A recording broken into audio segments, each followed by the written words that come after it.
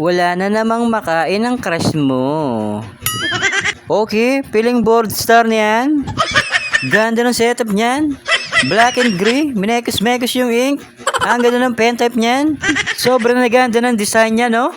Mukha ng Indian, no? Wow, sobrang naganda niyan. Sobrang nalupit niyan. Kamukha ng lolo ko niyan. Ako rin gusto ko magpatato niyan. Kayo, gusto nyo rin ba? Patato na kayo niyan para may pera din ako niyan. Okay guys, ganda ng tattoo ni Insan. Yan ha, nagdagdag na ng background. Sobrang naganda ng background niyan.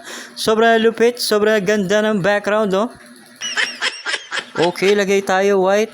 Di na masakit yung white niyan. Dagdag tayo voltage. Para hindi masyado masakit yung white. Dagdag natin hanggang 12 volts.